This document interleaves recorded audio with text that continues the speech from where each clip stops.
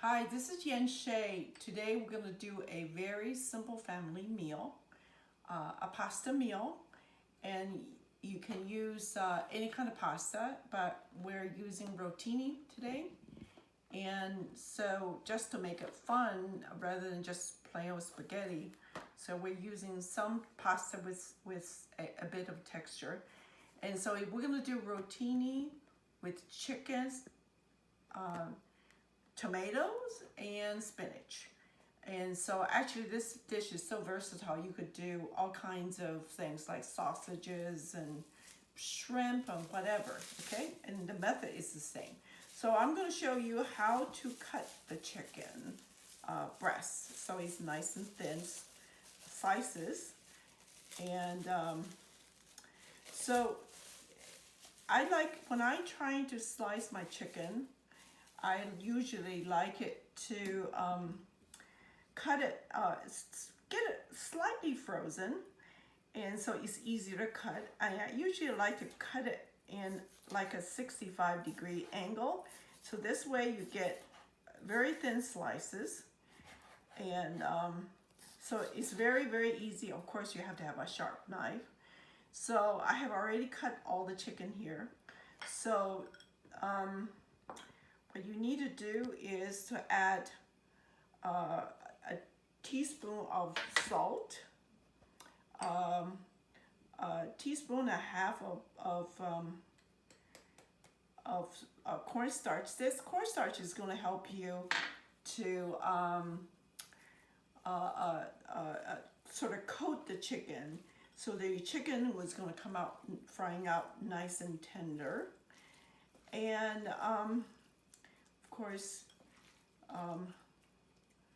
when you handle chicken, you have to make sure you wash your hands very, very thoroughly. And then we're going to add a little bit of black pepper. Actually, the main attraction of this particular dish is really your tomato. And if you do it this time of the year, tomato is you probably have lots of tomato in your garden. And because this is a really base, is a marinara sauce. And if you have good tomatoes, Roma tomatoes, or you can have, I have some of this tomatoes coming from my garden, these little different kinds of baby tomatoes. So the important part is to make sure that tomato is nice and ripe, because that really brings out the sweetness of your dish, or really, especially I think a sweet tomato sauce really. So the sweetness of the tomato really brings out the best part of the dish.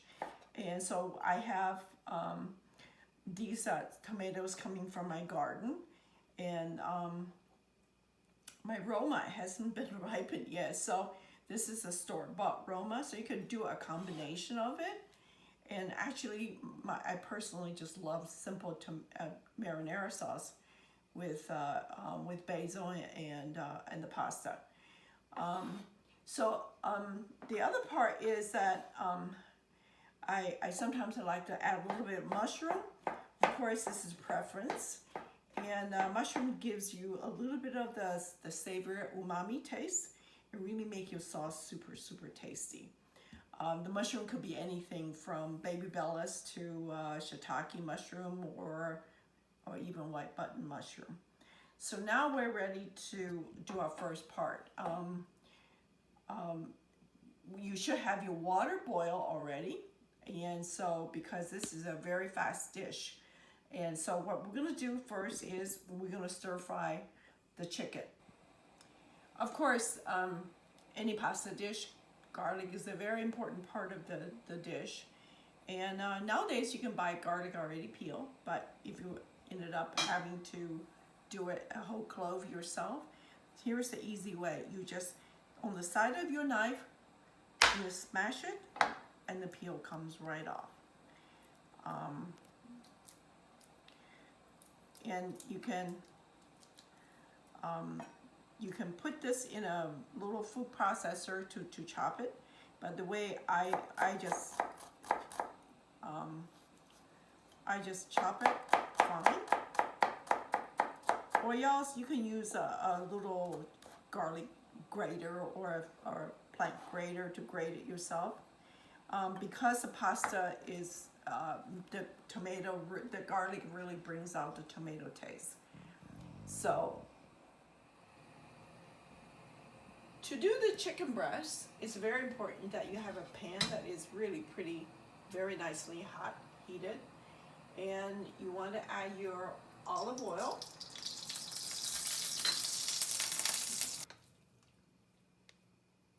So you go ahead and having your pan really hot, you add your chicken.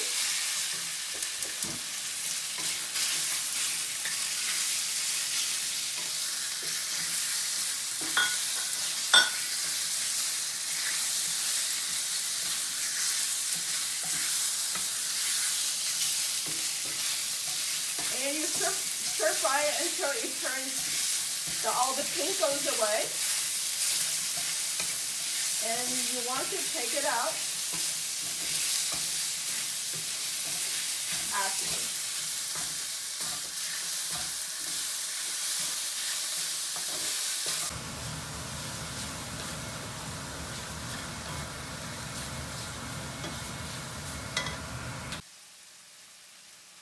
So as you can see that all the pink has gone away, and we're going to take all the chicken out here.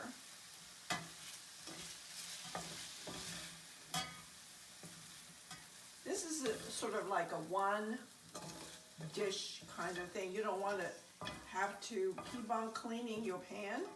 So it's okay to have these little bristles down behind. So we're going to heat back up, and we're going to add the olive oil. 3 tablespoons of, I'm going to add the 3 tablespoons of olive oil.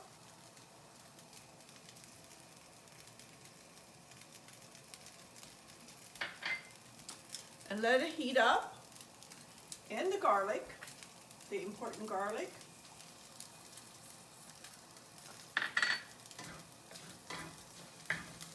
And we're going to take all those little good tasting bristles out from the pan.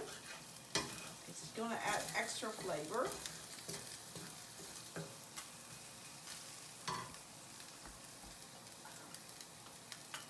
And with all the tomatoes. You're going to make sure that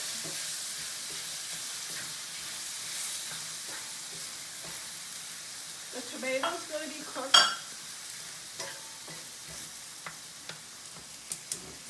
nice for a bit. So as you can see, the tomatoes are cooking nicely. And here's when we add our salt, our first of all, a little bit of red pepper to give a little zing. But if you have a family that is sensitive to heat,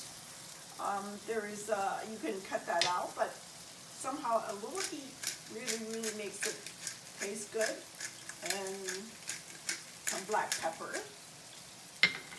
And most importantly,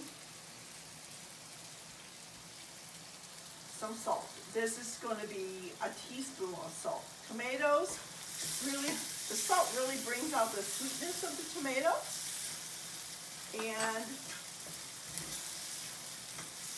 And you really want to turn down your heat. So the tomato, you don't want to overcook it, but you still want to hold the integrity of the tomatoes, so it's come out really nice and pretty. So as you can see that this tomato sauce is coming along nicely. And one thing about cooking is that you really have to taste while you're cooking. And especially with tomato sauce. If your tomato sauce tastes bland, that means that your probably haven't added enough salt. And I tasted this sauce, and I think it just need a pinch more of the salt. And at the same time, probably, and sometimes tomatoes depends on whether it's the end of the season or how long you let your tomato ripens. So usually a tiny little pinch of sugar may bring out the sweetness of your tomato. So let's have a taste.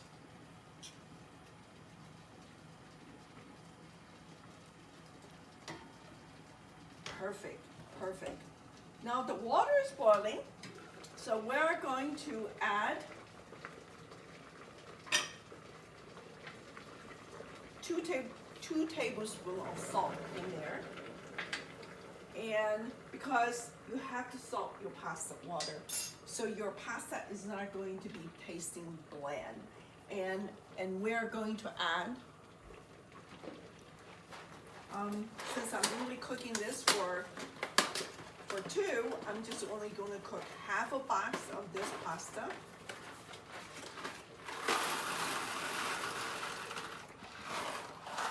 Of course, usually when you have a family of 4, a box of pasta is about right. And also, it's important that you never cook your pasta ahead of your sauce. So this sauce is ready and waiting for the pasta to come to get cooked. So we just have to be patient. So the pasta has been cooking about 10 minutes, and let's check if it's done. One thing is about a dish like this, you really wanted it to be pasta to be al dente. So this is perfect. To be al dente, you have to, when you bite down to it, it still has a little give. It's not like mushy. It's very important not to have your pasta overcooked, because then it's just going to change so much of the texture and the mouthfeel. So we're ready to take this pasta out. This is why this particular dish, you always want to make the sauce ahead of the pasta, because once the sauce is ready, you just wanted to go directly from the pasta and directly into your sauce.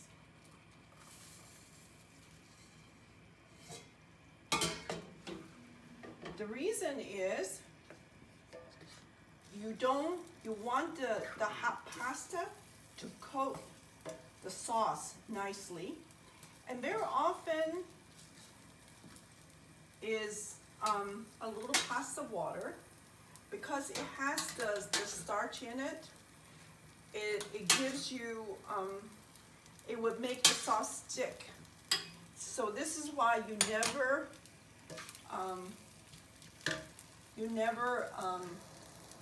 let your pasta run over water, because then it's gonna lose all the flavor. Now you add your chicken back.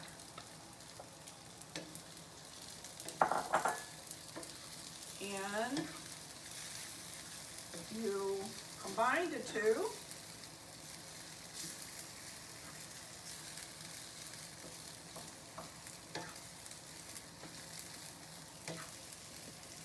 And we're going to toss the spinach in there. As you can see, that the spinach is literally tossed. You don't want to cook the spinach, because it's going to keep that nice green color.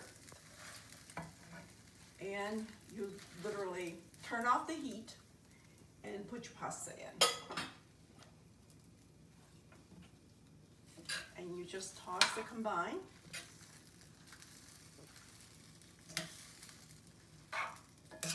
And very often, you do want to taste for salt. And I usually like to drizzle just a little bit of olive oil to give this dish a nice finished touch, and the olive oil is going to bring out all the flavors.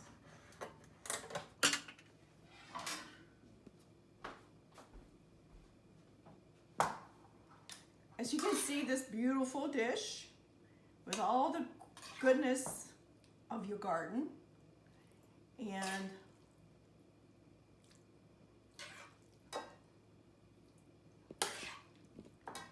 this one pot dish has meat, pasta, and all the wonderful veggies.